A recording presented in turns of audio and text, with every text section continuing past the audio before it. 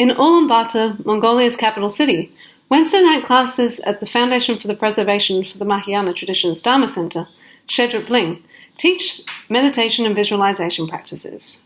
Shedrup Ling is tucked between apartment buildings and a Mormon church, across the road from the city's centrally located Ulaanbaatar Museum, which houses some of Mongolia's most impressive Buddhist artworks. The building is 3 stories high, overshadowed by larger apartment buildings to the south and west. To the northern front of the building stands a white stupa, which, along with what remains of the old temples and the new Buddha statue to the south of the city, is one of the few Buddhist symbols visible within the largely physically secular city. Occasionally, elderly Mongolians can be seen praying next to the stupa. Next to it, a flagpole is decorated with brightly coloured prayer flags, imprinted with the image of the Windhorse, or in Mongolian khiimori. These prayer flags, adorned with the image of the Windhorse, are believed to spread blessings as they catch the wind.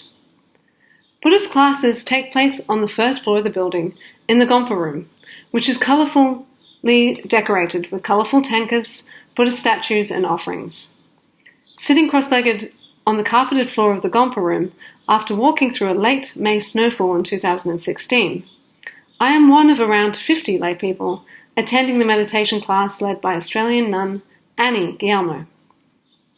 After meditation practice, with help from the centre's translator, Hudlin, she leads a purification visualization. Imagine, she tells us, that your body is filling with black smoke. This smoke represents your negative actions formed from your body, speech, and mind. The visualization continues until the body is slowly filled with smoke, right down to one's toes. Now, she instructs us, as you exhale, empty the smoke from your body through your breath. We each picture the smoke being slowly cleared, released from every part of our body.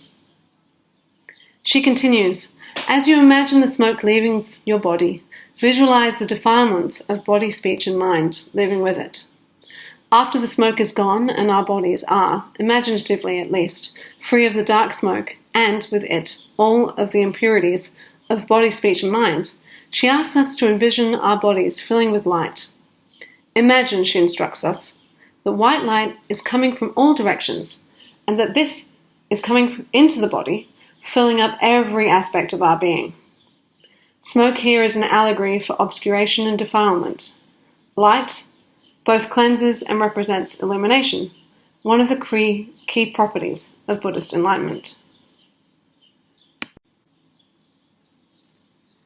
In Mongolia and elsewhere, visualization practices and tantric images, such as those of the Bodhisattva Vajrasattva, are used to purify spiritual pollution, one's present motivations and one's previous actions. Vajrasattva is often pictured next to clear flowing water and a clear blue sky. Vajrasattva's image is associated with diamonds for their unsullied and adamantine qualities. The imagery of pure water and pure air are frequently used in tantric initiations, Buddhist iconography, and daily offerings. Annie Guillermo's use of smoke to symbolize obscuration in Ulaanbaatar has strong resonance as the city has spent decades being plagued by chronic air pollution. In this presentation, I will describe how urban Mongolians navigate the capital city Ulaanbaatar's chronic air pollution in relation to ideas of breath, clarity, bodily winds, and purification practices.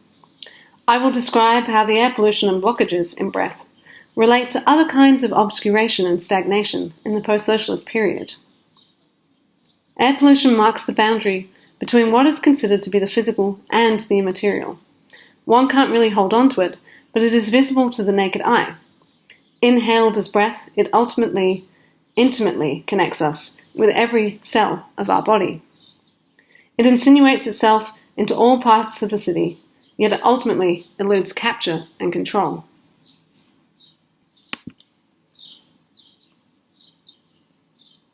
One comes to measure the levels of smog, not as a thing which one can see, but by what one cannot. Attempts to capture the density of smog fail, as photographs foreground close objects and obscure those further away. One sees smog, in effect, by its capacity to obscure. It enters the body through breath, yet it ultimately eludes us. In Ulaanbaatar, as the air pollution darkens the skies, it has become associated with an unpredictable post-socialist urban environment where the causes of rising and falling fortunes are difficult to identify. It is because of the lack of clarity that air pollution produces, this ambiguity or fuzziness which makes pollution resonate powerfully within Ulaanbaatar's residents.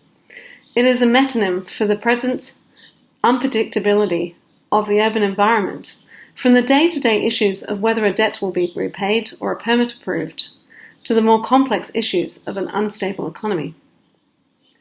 Landlocked between China and Russia, Mongolia's landscape consists of steppe, desert, mountains, lakes, and some forests in the north.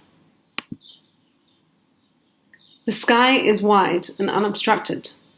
It plays a key role in the country's national imagination and has a long history of being worshipped. Mongolia's sky, as many a proud Mongolian tells me, is clear for an average of 250 days a year.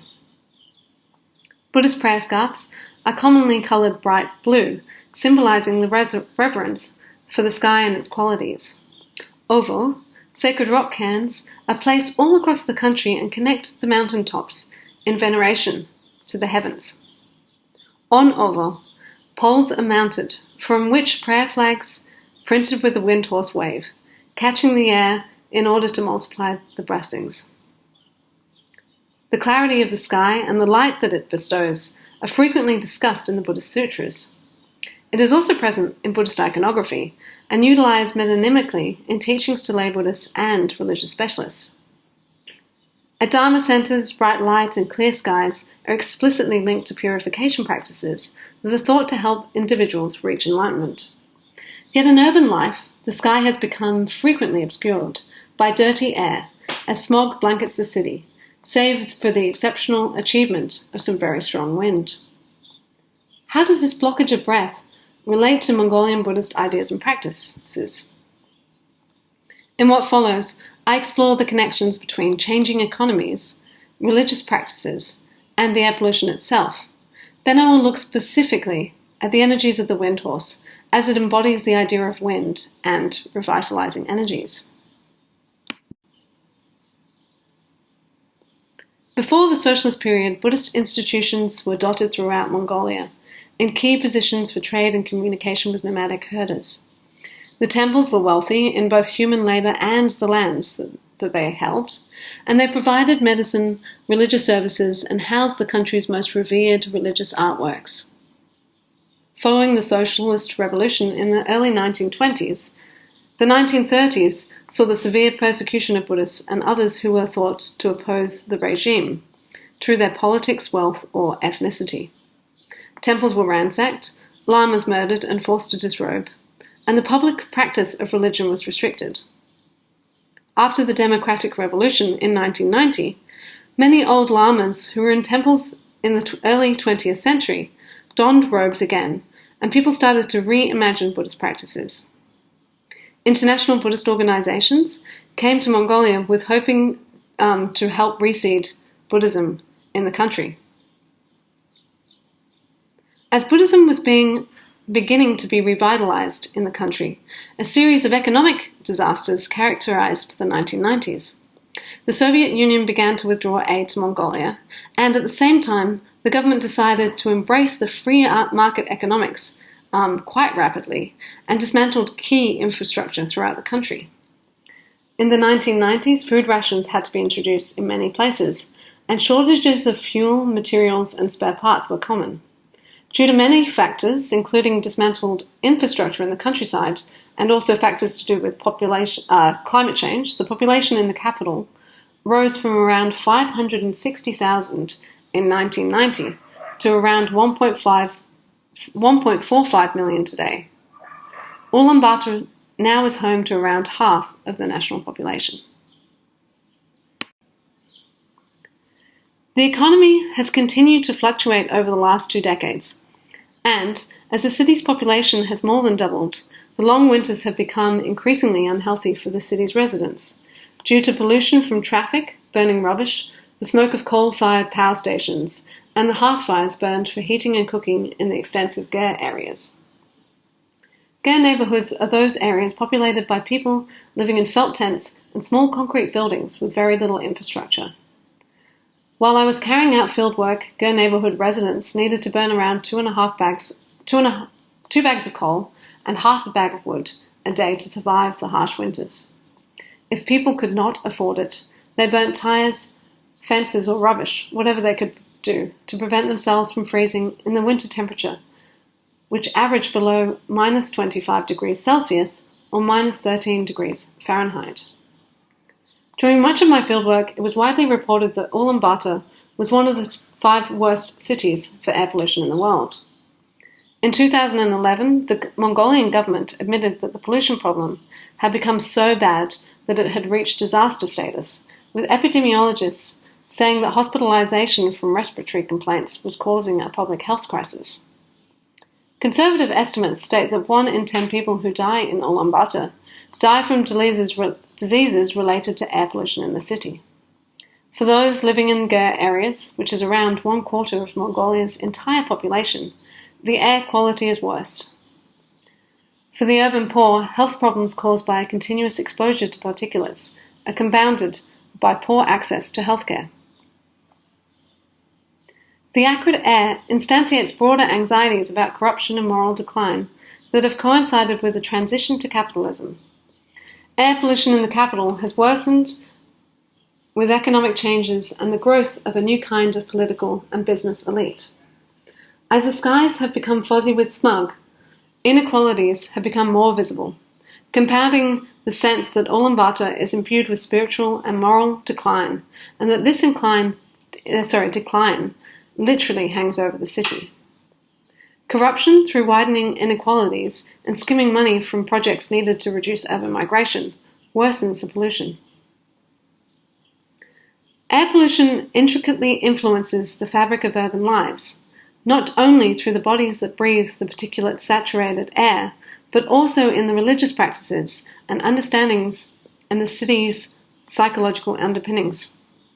As smog infests the city in the long and cold winter, a thermal inversion prevents the polluted air from escaping, save the exceptional achievement of unusually strong winds. When I asked people what they thought the opposite of environmental pollution was, many replied that it was wind, as wind could rid the city of air pollution. The symbol of the Windhorse, or khiimori, is common throughout the city and the countryside. It is printed on Buddhist flags that are placed upon the oval and in high places where they can flutter in the wind. The connection of the horse to wind has strong allegorical resonance in the imagination of Mongolians, who connect life-sustaining nomadic movement to horses. Khiimori, or Windhorse, is one of 2 kinds of energetic systems thought to circulate within and outside the body in Mongolia. Khiimori is one's inner energies. The second type of energy is hishik, which circulates around a person, the energy of which can be harnessed to enable growth. Hishik is not simply luck, but can be partially controlled with the help of ritual or more mundane practices. Though it circulates externally, one can internally harness hishik to assist with the generation and multiplication of good fortune. Whilst hishik is an external energy that must be harnessed inwardly, the internal energies of a person, as seen through the concept of khiimori, are influenced from outside and can be adversely affected by external contamination. Khiimori is connected to ideas regarding the movement of energy and of the air. The khiimori-san, a prayer to help with one's internal energies, is a popular prayer ordered at Buddhist temples.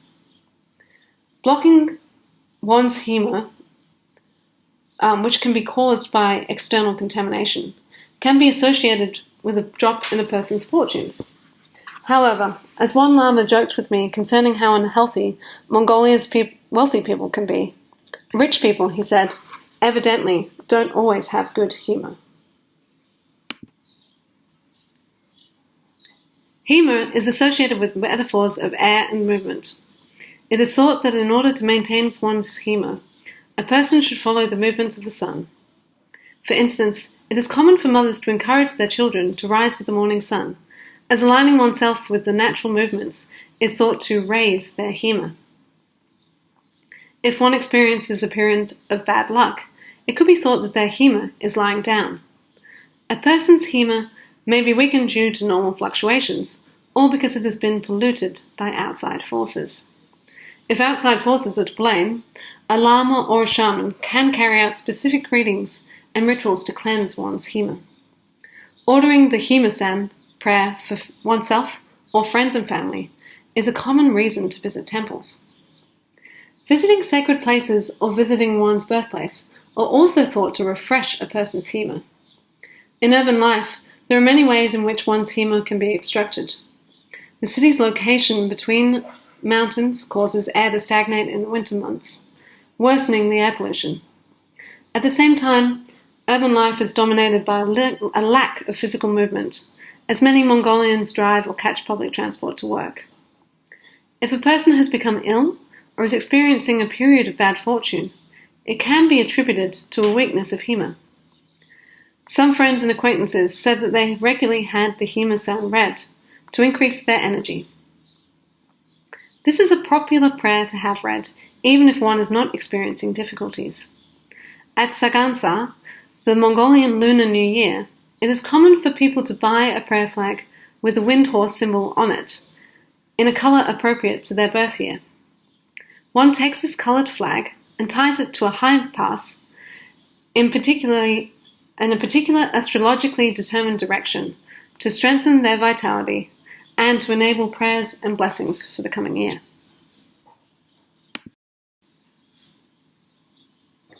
Pollution covers the city, aided by a lack of sufficient air and movement.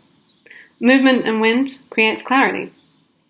These associations of purity with wind and clarity have a strong resonance in the Buddhist teachings and Buddhist teaching lineages, both inside and outside Mongolia. Just as the clarity of mind is linked to a clear blue sky, one's breath is the primary place where one is clearly interdependent with one's surroundings. Breath animates and connects. The pollution of the air, with its actual limitations on light and breath, create obscurations both cosmologically and in tangible ways. Pollution blocks, suffocates, and delimits. For many Mongolians, the air that hangs thickly over the city during the winter months indicates stagnation and obscuration. As invisible blockages are thought to linger and obstructs one's fortune, the city air stagnates. For some, this pollution in the air is caused by polluted minds and ill intentions. For others, it is a condition that, like the globalized economy, is something that the urban population cannot currently see their way around or through. For all, it is a physical reality for most of the year, shortening the length and quality of the lives of those who breathe it. The Mongolian notion of hema, with its connection to movement, vitality, and good fortune, stands in contrast to the polluted air. The energies of a steed, with its dynamism as it catches the wind, have the power to re-energize that which lies dull. Having hema is apparent in the movement of nomads. As urbanites struggle to make sense of their untenable seasonal condition, they interact with old ideas and new challenges. Within its doctrine and practices, Buddhist students learn to feel their interconnectedness through the air, highlighting their interdependence. In an urban environment where one no longer moves across the open steppe, hema is being reimagined. Urban Mongolians visit temples to remove obstacles, to purify, to energize, and to lighten. Thanks so much for listening. If you're interested, do check out my book, which explores these and more topics in greater details. Thanks so much.